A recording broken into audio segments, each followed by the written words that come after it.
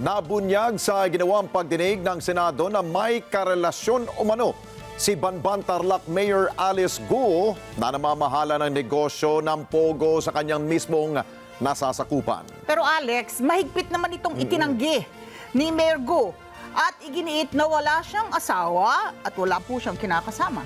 At sa kabila nito, nanindigan naman si Mayor Guo na legal ang lahat ng kanyang negosyo at hindi siya kailanman pumasok sa operasyon ng Pogo. Kunin natin ang live report ni Mean Corvera. Mean.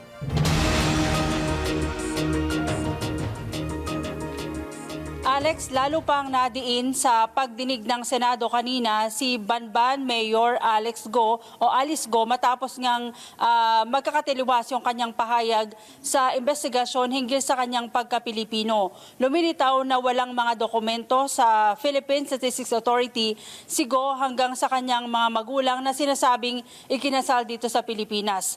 Nagpakilala rin siya bilang isang simpleng tao pero batay sa mga dokumento na nakalap ng Senado, milyon-milyon ang kanyang mga assets. Wala po. Inakusahan ni Senador Jinggoy Estrada ang kontrobersyal na si Mayor Alice Guo na live-in partner umano nito ang nagpapatakbo at umahawak ng Pogo operations sa kanyang lalawigan sa Banban Tarlac.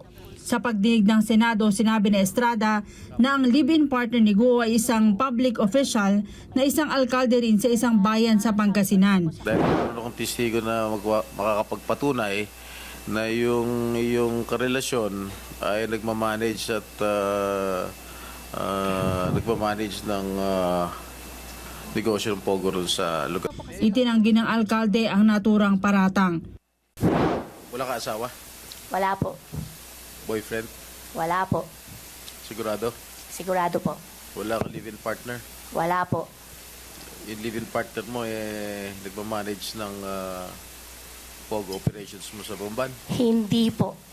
Sigurado ka? Sigurado po ako. Wala ka relasyon sa isang public official? Wala po. Marami na po sila nalilink po sa akin simula po na buksan pong issue.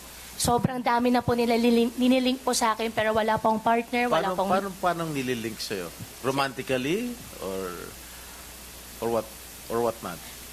Yes po, Your Honor. Inilabas na Estrada ang impormasyon dahil sa paulit-ulit na pagtanggi ng alkalde hinggil sa kaugnayan niya sa operasyon ng Pogo sa lalawigan. Nagisa naman ang alkalde sa isyu ng kanyang birth certificate at pagkamamamayang Pilipino.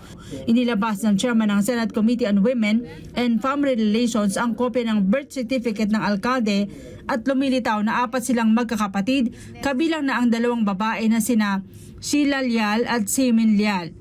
Kabilang rin sa mga dokumentong inilabas ng Senado ang certification mula sa PSA na walang records ng kasal ang mga magulang ni Guo na sina Angelito Guo at Amelia Lial at kapwa walang rin record ng kapanganakan. Kaya tanong ng mga senador paano naging Filipino citizen si Guo at marahil inimbento lang nito ang detalye ng kanyang birth certificate. Kasi that's what the public really wanted to hear, na yung mga sad story, mga fairy tales, mga teleserye, gusto mong pumunta doon pero no, wag mo kami lisin doon. We know better. Okay? You cannot use that. Wag ka magpapakaawa dito po, Mayora. Alam naman namin talaga kung sino ka. Kaya lang, it's very hard for us right now to find out. That's why we're trying to get more information about who you really are. Because we know, and everybody knows here, everybody listening and watching, and you know in your heart, na inconsistent ka and you're lying. You're lying through your thick. Sometimes kasi sa pagsisinungaling mo, akala mo yung pagsinungaling mo nagiging totoo na. Because sanay ka sa pagsinungaling, you've been living in a life of lie. Base po doon sa mga statements na mga binitiwan mo na sa amin. Malinaw rin na nagsisinungaling ang alkalde dahil sa nauna nitong testimonya, sinabing Pinoy ang kanyang ama pero nang tanungin sa pagdinig ngayong araw, umamin itong isang Chinese ang kanyang ama na taga Fujian, China. Madam, nobody will believe you. You keep stating na kasambahay. Paano maging kasambahay yung nanay mo kung sila ay kasal ni papa mo? Maliban na lang kung si papa mo ay nagsisinungaling dito sa birth certificate. And what is the reason why would he lie? Di ba? Bakit magsisinungaling yung papa mo? And then, again, sinabi ko na to for the nth time, and hindi ka interested na si Papa mo nagsisinungaling? Hindi mo lang sinabi na, bakit kaya ito si Papa sinungaling? Bakit kaya si Papa ay magsalita? Siyempre, usyusohin mo yan. Papa, sinasabi mo, kasambahay si Mama. Nagugas kamay naman ang alkalde sa mga report na dawit sa money laundering ang kanyang mga kapartner sa negosyo. Ayon sa alkalde, nalaman niya lang ang impormasyon na ito sa pamamagitan ng social media. Nanindigan si Mayor Alice na hindi pogo ang kanyang negosyo, kundi piggery at mga lehitimong negosyo. Your Honor, wala pong Pogo business at hindi po ako yung nagpatayo. Sa akin lang po is only yung property po, yung lupa lang po. Nag-umpisa po kami, yung Baofu po, bago po ako nag-divest po, in-invite ko po sila para mag-invest po sa Bamban. Pero ako po, wala po akong Pogo na business po at hindi rin po ako nagmamanage po ng Pogo. At license po yung Pogo na andun po sa Bamban. Ang sa akin lang po is nung naging mayor na po ako, nagbigay po ako ng business permit po.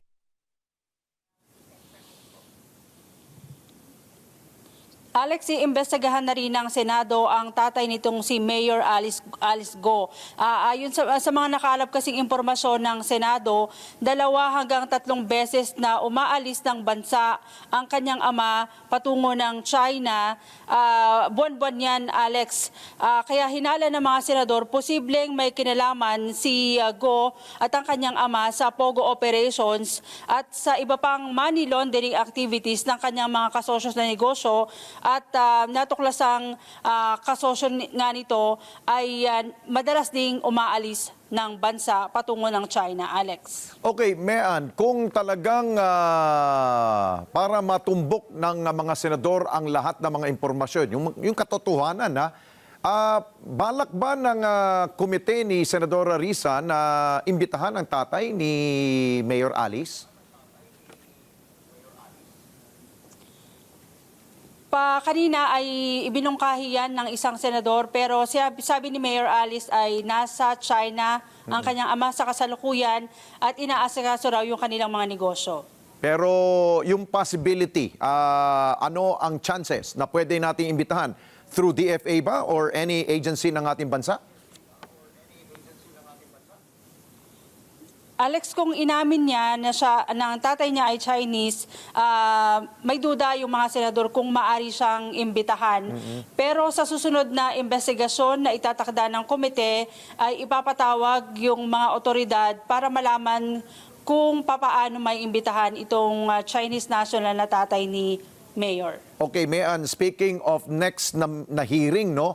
I understand, correct me if I'm wrong, parang executive session yata. Batid naman natin kung sinong imbitahan ng Senado?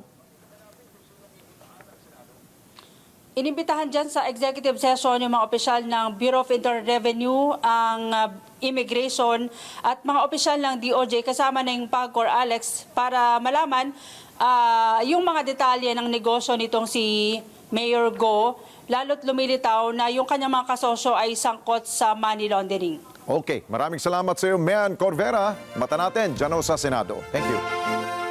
Maraming salamat sa inyo pong pagsubaybay sa Mata ng Agila Primetime.